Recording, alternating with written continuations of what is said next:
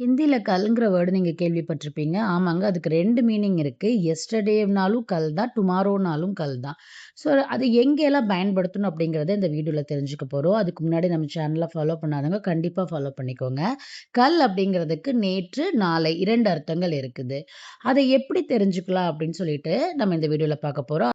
கல் வந்து எந்த இடத்துல வந்தா எஸ்டர்டேவா எடுத்துக்கணும், எந்த இடத்துல வரும்போது அத நாளை அப்படிங்கிற மீனிங்ல எடுத்துக்கணுங்கிறத பார்க்கலாங்க.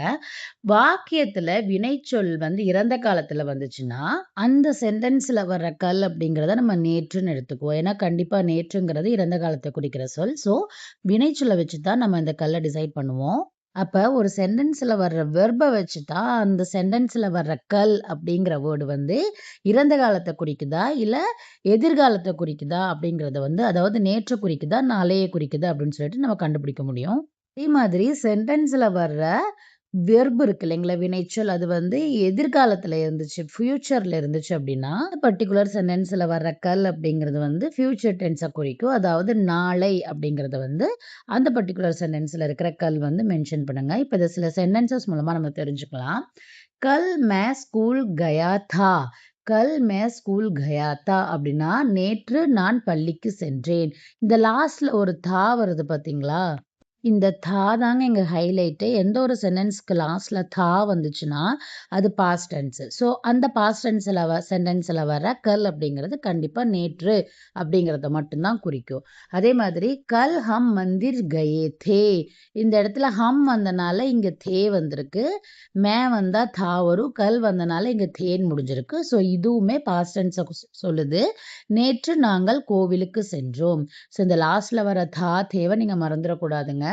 இதுக்கு ஒரு சின்ன ட்ரிக் ஞாபகம் வச்சுக்கலாம். என்னன்னா, பொதுவா சென்டென்ஸோட எண்டுல தா, தி, தே இந்த மாரி வேர்ட்ஸ் வந்துச்சு அப்படின்னா, அது பாஸ்ட் டென்ஸ். அப்போ அந்த சென்டென்ஸ்ல வர்ற கல் அப்படிங்கிறது நேற்று அப்படிங்கிறத வந்து குறிக்கும். அதே மாதிரி கல்ங்கிற வார்த்தைய மட்டும் நம்ம பார்க்கக்கூடாதுங்க. அந்த சென்டென்ஸ்ல வர வேர்ப தான் பார்க்கணும். ஏன்னா, இங்க வேர்பு தாங்க பேசுது. கல்ங்கிற வார்த்தை வந்து இங்க முக்கியம் கிடையாது.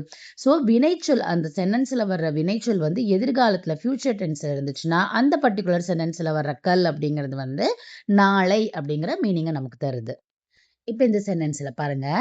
கல் மே ஸ்கூல் ஜாவுங்கா இல்லாட்டினா ஜாவுங்கி. கல் மே ஸ்கூல் ஜாவுங்கா, ஜாவுங்கி அப்படின்னா நாளைக்கு நான் பள்ளிக்கு செல்வேன் அப்படிங்கிற ஃபியூச்சர் டென்ஸை காட்டுது. ஸோ இது எப்படி ஃபியூச்சர்னு கண்டுபிடிக்கலாம்னா, இந்த லாஸ்ட்ல வர கா, கி அதை வச்சு தாங்க கண்டுபிடிக்க முடியும். அதே மாதிரி கல் வே தில்லி ஜாயங்கே. இங்க வேனா தேன்னு அர்த்தம், அவர்கள்னு அர்த்தம். வே வந்தனால ஜாயங்கே அப்படின்னு சொல்லி முடிஞ்சிருக்கு.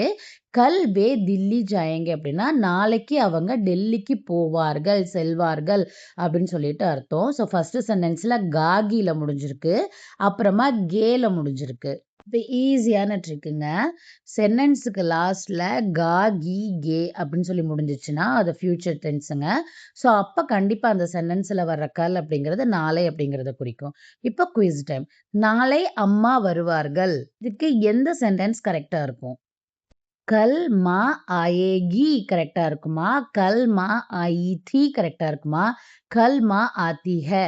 இது 3ல எது கரெக்டான ஆன்சர்ன்னு சொல்லிட்டு கண்டிப்பா கமெண்ட்ல சொல்லுங்க. Thank you.